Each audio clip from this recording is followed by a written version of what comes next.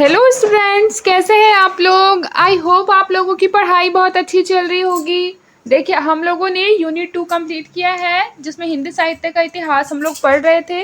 और आज हम लोग इस बेस पर कुछ बहुत इम्पोर्टेंट टॉपिक में क्वेश्चन जो है वो देखने वाले हैं। तो चलिए आइए शुरू करते हैं। देखिए, आपके स्क्रीन पर आपको पहला क्वेश्चन दिखाई दे रहा होगा कि हिंदी साहित्य के इतिहास लेखन की कालानुक्रमी पद्धति का प्रयोग किस विद्वान ने किया है। तो याद रखिएगा, ये मिश्र बंधु ने सबसे पहले किया था कालानुक्रम पद्धति का प्रयोग। ठीक है, यानी एक काल के जो कवि हैं उनको एक साथ रखना, इसे बोलते हैं कालानुक्रमी पद्धति। अब देखिए, अगला क्वेश्चन है, हिंदी साहित्य के इतिहास लेखन की परंपरा का सूत्रपात किसके द्वारा माना जाता है। तो याद रखिए, गारसा द तासी के द्वारा माना जाता है। और ये मैं आप लोगों को बताई हूँ कि जो गारसा द तासी थे वो क्या थे बताइए। वो एक फ्रेंच विद्वान थे और इनका जो लेखन है, बेसिकली इनका जो ग्रंथ है वो उसका नाम क्या था, इस्तवार द ला लिटरेट्यूर हिंदुई हिंदुस्तानी। ये भी मैंने आप लोगों को पढ़ाया है। ये गारसा द तासी का एक महत्वपूर्ण ग्रंथ है और ये 2 भागों में था। प्रथम भाग का जो प्रकाशन है वो 1839 में हुआ था। प्रथम का कब हुआ था, 1839 में, और दूसरा का हुआ था 1847 में। याद रखिएगा इस चीज को, ठीक है। और इसमें जो गारसा द तासी है वो इस ग्रंथ में किसका प्रयोग किए हैं, वर्णानुक्रम पद्धति का। यानी कि मान लीजिए कि क से कबीर आते हैं और क से केशव आते हैं, दोनों अलग अलग काल के कवि हैं। कबीर दास जी भक्ति काल के हैं, केशव दास जी रीति काल के हैं, लेकिन जो गारसा द तासी है वर्णानुक्रम पद्धति के अनुसार दोनों को साथ रखते हैं, क्योंकि वह वर्ण के अनुसार अपने लेखकों का क्रम जो है वो सजाते हैं। ठीक है, अब अगले क्वेश्चन की ओर चलिए।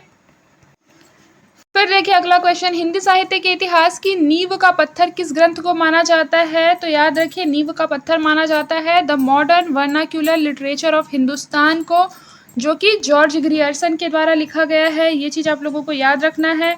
फिर उसके बाद आगे आइए, देखिए लिखा है, निम्नलिखित में से किस लेखक ने हिंदी साहित्य के इतिहास लेखन में सबसे पहले काल क्रमानुसार वर्गीकरण, प्रवृत्ति, निरूपण और मूल्यांकन किया है।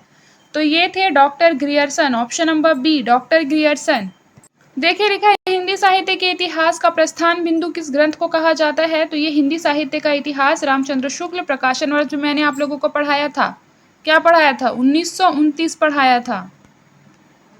अब देखिए, डॉक्टर ग्रियर्सन ने अपने इतिहास ग्रंथ the modern vernacular literature of Hindustan के लेखन में सबसे अधिक सहायता किस ग्रंथ से प्राप्त की है।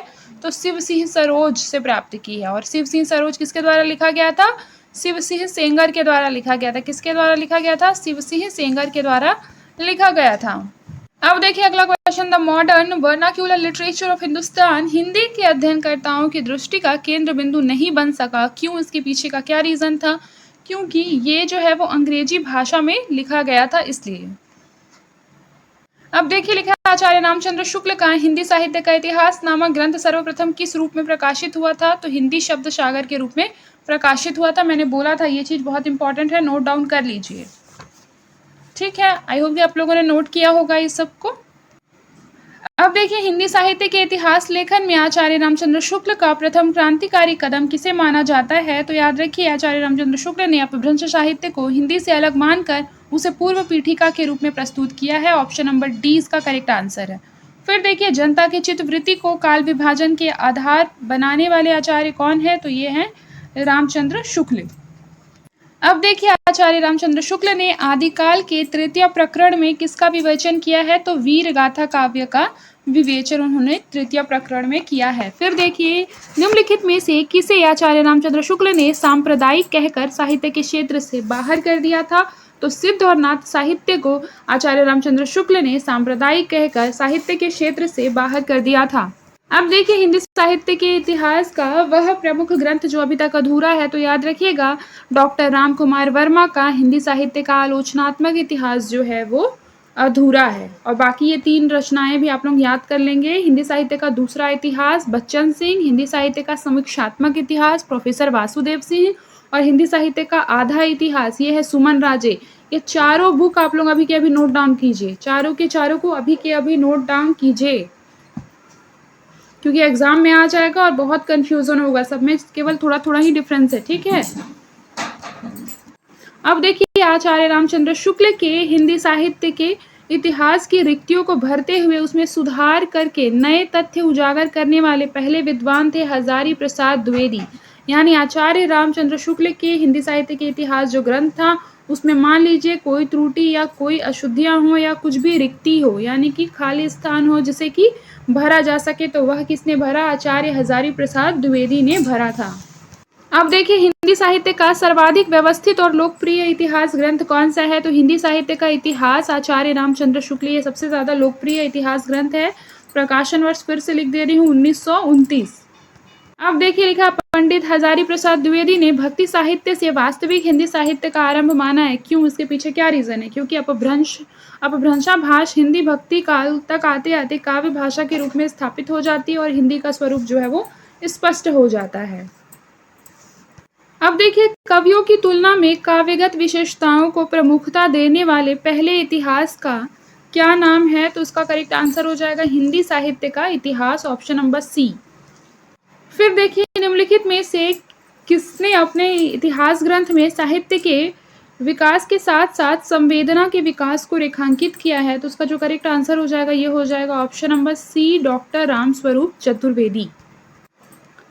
किस साहित्य ऐतिहासिक ग्रंथ को आधुनिक साहित्य संपत्ति का बीजक कहा गया है? तो इसका जो करेक्ट आंसर हो जाएगा ये हो जाएगा हिंदी पुस्तक साहित्य माता प्रसाद गुप्त। हिंदी पुस्तक साहित्य माता प्रसाद गुप्त। हिंदी साहित्य के इतिहास ग्रंथ हो और उनके लेखकों के संबंध में निम्नलिखित में से कौन सा जो तथ्य है वो सुमेलित नहीं है? तो याद रखिए रीति काव्य की भूमिका डॉक्टर नागेंद्र, हिंदी काव्य संग्रह पंडित महेश दत्त शुक्ल, फिर है हिंदी भाषा एवं साहित्य बाबू श्याम सुंदर दास, ये सारे क्या है? सुमेलित हैं। हिंदी साहित्य संवेदना का विकास ये जो है ये हजारी प्रसाद द्विवेदी का नहीं बल्कि डॉक्टर रामस्वरूप चतुर्वेदी का है, याद रखिएगा। हिंदी साहित्य एवं संवेदना का विकास डॉक्टर रामस्वरूप चतुर्वेदी। अब देखिए हिंदी साहित्य के इतिहास का ग्रंथों हिंदी काव्यों का प्रथम वृत्त संग्रहकार माना जाता है, तो याद रखिए ये जॉर्ज ग्रियर्सन को। फिर उसके बाद देखिए हिंदी साहित्य के इतिहास में काल विभाजन का सर्व प्रमुख आधार कौन सा है? तो याद रखिए प्रवृत्ति विशेष का प्रेरणा स्रोत। अब देखिए हिंदी साहित्य के इतिहास ग्रंथ की परंपरा में काल विभाजन का सर्वप्रथम प्रयास किसने किया था? तो याद रखिए जॉर्ज ग्रियर्सन ने सबसे पहले काल विभाजन का प्रयास किया था। फिर उसके बाद देखिए मिश्र बंधुओं के द्वारा किए गए काल विभाजन के अंतर्गत अज्ञात काल का उल्लेख है। इसमें बताइए किसमें अज्ञात काल का उल्लेख है? तो याद रखिए उन कवियों का विवरण है जिनका निश्चित समय ज्ञात नहीं है, उसमें बेसिकली उसी को अज्ञात काल नाम दिया है। ठीक है, मिश्र बंधुओं ने, तो ये हो जाएगा ऑप्शन नंबर सी। फिर देखिए आचार्य रामचंद्र शुक्ल के द्वारा दिए गए वीरगाथा काल का नाम के विरुद्ध सर्व प्रमुख आपत्ति है, ऑप्शन नंबर ए। उनमें कुछ अप्राप्य कुछ परवर्ती काल की रचनाएं हैं, ऑप्शन नंबर ए। याद रखिएगा आचार्य रामचंद्र शुक्ल के द्वारा दिए गए वीरगाथा काल नाम के विरुद्ध सबसे सर्वप्रमुख आपत्ति है कि उनमें से कुछ अप्राप्य हैं और कुछ परवर्ती काल की रचनाएं हैं, इसीलिए उसे वीरगाथा काल कहना उचित प्रतीत नहीं होता है, इसीलिए इसे आदिकाल ही सर्व स्वीकृति से माना गया है। अब देखिए क्या लिखा हुआ है, लिखा है डॉक्टर गणपति चंद्र गुप्त ने प्रारंभिक एवं मध्यकाल के अंतर्गत किस प्रकार के काव्यों की रचनाओं को स्वीकार किया है? तो ये हो जाएगा धर्माश्रित काव्य, लोकाश्रित काव्य और राज्याश्रित काव्य, यानी कि all, option number D all. फिर उसके बाद देखिए क्या लिखा हुआ है कि आदिकाल के नामकरण के संबंध में निम्नलिखित में से कौन सा सुमेलित नहीं है? याद रखिए यहाँ पे लिखा है नहीं है। तो देखिए आरंभिक काल का नाम किसने दिया है आदिकाल को? मिश्र बंधु ने दिया है। सिद्ध सामंत युग राहुल सांस्कृत्यायन ने दिया है। चारण काल दिया है राम कुमार वर्मा ने, ना कि आचार्य शुक्ल ने। हम सबको पता है आचार्य शुक्ल ने क्या नाम दिया है, वीरगाथा काल, इतना तो हम सभी जानते हैं। ठीक है, तो ये क्या हो जाएगा हमारा ऑप्शन नंबर सी राइट हो जाएगा। और आदिकाल का हम लोगों को पता है, आदिकाल नाम दिया है हजारी प्रसाद द्विवेदी ने। फिर अगला क्वेश्चन देखिए, आदिकाल की सर्वमान्य सीमा की अवधि क्या मानी गई है? तो आदिकाल 1000 ईस्वी से लेकर 1350 ईस्वी, ऑप्शन नंबर सी। देखिए अगला क्वेश्चन, इतिहास दर्शन का संबंध न तो अपने आप में अतीत से होता है और न ही अतीत के बारे में इतिहासकार के विचारों से, बल्कि उसका संबंध इन दोनों के पारस्परिक संबंधों से होता है। इसका जो बेसिकली ये स्टेटमेंट है वो कौन से इतिहासकार का है, तो ये है कॉलिंगवुड। ठीक है, ऑप्शन नंबर ए कॉलिंगवुड। फिर देखिए साहित्य का इतिहास जनता की चित्तवृत्ति का इतिहास है। वी ऑल नो दैट कि यह स्टेटमेंट जो है वो आचार्य रामचंद्र शुक्ल जी का है। अब देखिए लिखा है आदिकाल और प्रदत्तकर्ता। तो देखिए वीर गाथा काल, वीर गाथा काल नाम किसने दिया है? आचार्य रामचंद्र शुक्ल ने। आदिकाल किसने दिया? हजारी प्रसाद द्विवेदी ने। आरंभिक काल मिश्र बंधु ने। सिद्ध सामंत काल Rahul Sankrityayan. Option number A सामने सामने ही सबका आंसर था। अब देखिए लिखा है मैच द कॉलम में एक साइड पे कृति दी हुई है और दूसरे साइड पे रचनाकार दिए हुए हैं। ठीक है, एक साइड पे क्या दी हुई है? कृति दी हुई है और दूसरे साइड पे रचनाकार दिए हुए हैं। आइए देख लेते हैं। सबसे पहले देखिए हिंदी साहित्य का दूसरा इतिहास। हिंदी साहित्य का दूसरा इतिहास है बच्चन सिंह का। उसके बाद है हिंदी साहित्य का वैज्ञानिक इतिहास है गणपति चंद्र गुप्त का। हिंदी साहित्य का आलोचनात्मक इतिहास है, मैंने आप लोगों को ये पढ़ाया है, रामकुमार वर्मा का। हिंदी साहित्य एवं संवेदना का विकास है रामस्वरूप चतुर्वेदी का। यानी कि ऑप्शन नंबर ए इसका करेक्ट आंसर होगा। ये आप लोग नोट डाउन भी कर लेंगे और खुद से एक बार मैच कर लेंगे ताकि आप लोगों को याद हो जाए। फिर देखिए एक तरफ कृति है, दूसरे तरफ रचनाकार है। देखिए हिंदी साहित्य का इतिहास दर्शन, ये है डॉक्टर नलिन बिलोचन शर्मा का। फिर है हिंदी काव्य संग्रह। हिंदी काव्य संग्रह किसका है बताइए? ये है पंडित महेश दत्त शुक्ल का। हिंदी भाषा एवं साहित्य है बाबू श्याम सुंदर दास, ठीक है, जो एक बहुत अच्छे व्याकरणविद थे। फिर हिंदी साहित्य का विवेचनात्मक इतिहास, इंपॉर्टेंट है, सूर्यकांत शास्त्री। याद रखिएगा ना, हिंदी साहित्य का विवेचनात्मक इतिहास जो है उसके रचनाकार हैं सूर्यकांत शास्त्री। ठीक है, यानी कि ऑप्शन नंबर ए जो हो जाएगा ये इसका करेक्ट आंसर हो जाएगा। देखिए अगला, देखिए एक साइड पे कृति है, दूसरे साइड पे रचनाकार है। आइए देख लेते हैं। सबसे पहले लिखा है रीति काव्य की भूमिका। रीति काव्य की भूमिका जो है वो है डॉक्टर नगेंद्र का। फिर उसके बाद देखिए है हिंदी साहित्य का अतीत, ये है विश्वनाथ प्रसाद मिश्र का, नोट डाउन कर लेंगे। फिर है उत्तरी भारत की संत परंपरा, ये है परशुराम चतुर्वेदी। राजस्थानी भाषा और साहित्य मैंने आप लोगों को पढ़ाया है डॉक्टर मोतीलाल मेनारिया। देखिए अगर आप लोगों को इसका बेसिकली प्रकाशन वर्ष लिखना है तो लिख लीजिए 1949 जो है वो हम लोगों का है रीति काव्य की भूमिका का। हिंदी साहित्य का अतीत ये 1960 है, ये हिंदी साहित्य का अतीत 1960 है। उत्तरी भारत की संत परंपरा ये हो जाएगा आप लोगों का 1951। राजस्थानी भाषा और साहित्य ये हो जाएगा 1960 लगभग। ठीक है, तो ये आप लोग नोट डाउन कर लेंगे क्योंकि प्रकाशन वर्ष याद रखना बहुत इंपॉर्टेंट है। क्रम सजाने के लिए वाला जो क्वेश्चन होता है वो आ जाता है और फिर हमसे गड़बड़ हो जाती है। अब देखिए अगला क्वेश्चन है हिंदी साहित्य इतिहास लेखन कार्य से संबद्ध लेखकों को सही अनुक्रम में लगाना है। सबसे पहले है गारसा दत्तासी, फिर है शिव सिंह सेंगर, फिर है जॉर्ज ग्रियर्सन, फिर है मिश्र बंधु। यानी कि ऑप्शन नंबर बी जो हो जाएगा ये इसका करेक्ट आंसर हो जाएगा। ठीक है, सबसे पहले गारसा दत्तासी है, फिर शिव सिंह सेंगर है, फिर जॉर्ज ग्रियर्सन है और फिर मिश्र बंधु। अगला क्वेश्चन देखिए, काफी इंपॉर्टेंट क्वेश्चन है, इंपॉर्टेंट मार्क कर लीजिए कि वस्तुतः वे पहले व्यक्ति हैं जिन्होंने आचार्य शुक्ल की अनेक धारणाओं और स्थापनाओं को चुनौती देते हुए उन्हें सबल प्रमाणों के आधार पर खंडित किया। जहां तक ऐतिहासिक चेतना व पूर्व परंपरा के बोध की बात है, निश्चय ही आचार्य द्विवेदी हिंदी के सबसे अधिक सशक्त इतिहासकार हैं। तो ये कथन था गणपति चंद्र गुप्त का। फिर देखिए विगत 30-35 वर्षों में हिंदी साहित्य के क्षेत्र में पर्याप्त अनुसंधान कार्य हुआ है जिनसे बहुत सी ऐसी नई सामग्री, नए तथ्य, नए निष्कर्ष प्रकाश में आए हैं जो आचार्य शुक्ल के वर्गीकरण, विश्लेषण आदि के सर्वथा प्रतिकूल पड़ते हैं। यह कथन किसका है? तो यह भी डॉक्टर गणपति चंद्र गुप्त का कथन है। आप लोगों को पता होगा कि डॉक्टर गणपति चंद्र गुप्त जो है उन्होंने आचार्य रामचंद्र शुक्ल के लिए बेसिकली बहुत आलोचनात्मक ग्रंथ लिखे हैं। फिर देखिए अगला क्वेश्चन जो है उसमें एक साइड पे कृति दी हुई है और दूसरे साइड पे रचनाकार दिए हुए हैं। अब देख लेते हैं। आइए सबसे पहले ये देखिए शिव सिंह सरोज। तो शिव सिंह सरोज के जो रचनाकार हैं वो मैंने आप लोगों को पढ़ाया है शिव सिंह सेंगर हैं। फिर मिश्र बंधु विनोद के मिश्र बंधु हैं। फिर उसके बाद हिंदी साहित्य का इतिहास, तो ये डॉक्टर आचार्य रामचंद्र शुक्ल हैं। फिर उसके बाद है एक और हिंदी साहित्य का इतिहास, तो ये हो जाएगा डॉक्टर नगेंद्र और डॉक्टर हरदयाल। ठीक है, तो इस तरीके से आप मैच कर लेंगे। फिर अगला क्वेश्चन देखिए, एक साइड पे कृति है, दूसरे साइड पे रचनाकार है। आइए देख लेते हैं। हिंदी साहित्य का आदिकाल ये है आचार्य हजारी प्रसाद द्विवेदी। उसके बाद है हिंदी साहित्य का वैज्ञानिक इतिहास, ये हो जाएगा डॉक्टर गणपति चंद्रगुप्त। फिर उसके बाद है हिंदी साहित्य का इतिहास, ये हो जाएगा डॉक्टर धीरेन्द्र वर्मा। फिर हिंदी काव्य शास्त्र का इतिहास, ये हो जाएगा डॉक्टर भागीरथ मिश्र। बहुत इंपॉर्टेंट है, याद रखिएगा, हिंदी काव्य शास्त्र का इतिहास डॉक्टर भागीरथ मिश्र। अब देखिए, एक साइड पे कृति है और दूसरे साइड पे रचनाकार है। ऐसे अगर आप लोग क्वेश्चन सॉल्व करते रहेंगे तो आप लोगों को ऑटोमेटिकली क्या हो जाएगा, रचनाकार के नाम याद हो जाएंगे। जैसे आधुनिक हिंदी साहित्य, आधुनिक हिंदी साहित्य का हो जाएगा डॉक्टर लक्ष्मी सागर वारशेय। उसके बाद देखिए राजस्थानी साहित्य की रूपरेखा, राजस्थानी साहित्य की रूपरेखा ये हो जाएगा मोतीलाल मिनारिया का। फिर उसके बाद देखिए हिंदी साहित्य उद्भव और विकास, तो ये हो जाएगा आचार्य हजारी प्रसाद द्विवेदी।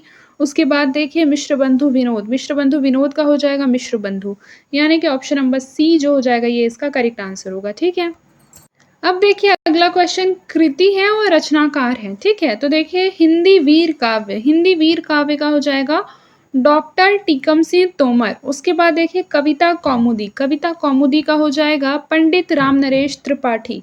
फिर हिंदी साहित्य की भूमिका, हिंदी साहित्य की भूमिका का हो जाएगा आचार्य हजारी प्रसाद द्विवेदी। उसके बाद है शिव सिंह सरोज, शिव सिंह सरोज का हो जाएगा शिव सिंह सेंगर, यानी कि ऑप्शन नंबर ए जो हो जाएगा ये इसका करेक्ट आंसर हो जाएगा।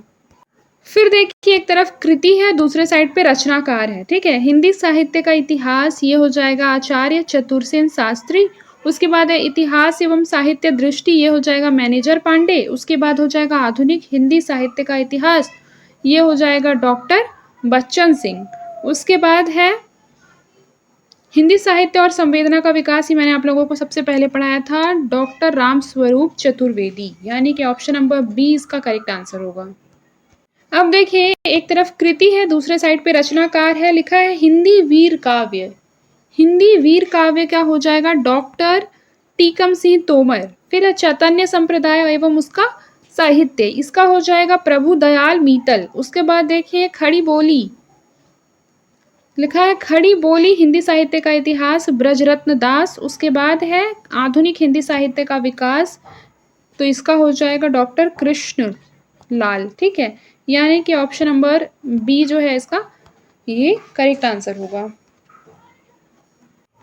देखिए दो स्टेटमेंट है और बताना है दोनों में से कौन सा सही है। ठीक है, इस आधार पर तो देखिए लिखा है पहले में कि मिश्र बंधुओं के काल विभाजन में त्रुटियां हैं, बिल्कुल सही। फिर है तर्क दिया है कि उन्होंने कालखंडों के नामकरण में एक जैसी पद्धति अपनाई है, सही है। फिर देखिए लिखा 45 में कि वर्णानुक्रम पद्धति को वर्णमाला पद्धति भी कहते हैं, सही है। फिर है तर्क में कि इस पद्धति में विवरण को उनके नामों के वर्णानुक्रम के अनुसार लिखा जाता है, ये भी सही है। ठीक है, अब देखिए लिखा है शिव सिंह सरोज का प्रकाशन वर्ष कब है, तो ये हो जाएगा शिव सिंह सरोज का प्रकाशन वर्ष जो है 1883 है। किसके द्वारा लिखा गया है, तो शिव सिंह सेंगर के द्वारा। हिंदी साहित्य का अतीत, लेखक है विश्वनाथ प्रसाद मिश्र। अगला क्वेश्चन देखिए हिंदी साहित्य की भूमिका, ये बुक है हजारी प्रसाद द्विवेदी का। फिर लिखा है कि हिंदी साहित्य का आलोचनात्मक इतिहास, ये राम कुमार वर्मा का है। उत्तरी भारत की संत परंपरा, ये परशुराम चतुर्वेदी। हिंदी साहित्य का दूसरा इतिहास मैंने पढ़ाया था बच्चन सिंह, और लिखा भी था कि बहुत इंपॉर्टेंट है, नोट कर लीजिए। फिर देखिए जून 2015 में है हिंदी साहित्य का इतिहास सर्वप्रथम किस भाषा में लिखा गया है, तो उसका जो करेक्ट आंसर हो जाएगा ये हो जाएगा ऑप्शन नंबर सी, फ्रेंच। फिर उसके बाद देखिए दिसंबर 2012 में एक क्वेश्चन आया था कि निम्नलिखित इतिहास ग्रंथों का काल क्रमानुसार सही क्रम क्या है, तो ये हो जाएगा मिश्र बंधु विनोद।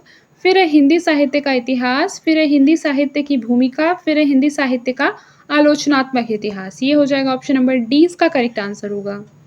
फिर देखिए गारसा दत्तासी ने हिंदुस्तानी साहित्य का इतिहास किस भाषा में लिखा है, तो ये हो जाएगा ऑप्शन नंबर ए, फ्रांसीसी भाषा में। तो आई होप कि आज का क्वेश्चन आप लोगों को समझ में आया होगा। और नेक्स्ट टॉपिक हमारा क्या होने वाला है, तो नेक्स्ट टॉपिक अब हम लोग पढ़ेंगे अध्याय 4 में आदिकाल पढ़ेंगे और इसके एमसीक्यूज भी सॉल्व करेंगे। तो आई होप कि आप लोगों को समझ में आया होगा। आज के लिए बस इतना ही, मिलते हैं नेक्स्ट क्लास में। तब तक के लिए अपना ख़्याल रखें और मन लगाकर पढ़ाई करते रहें।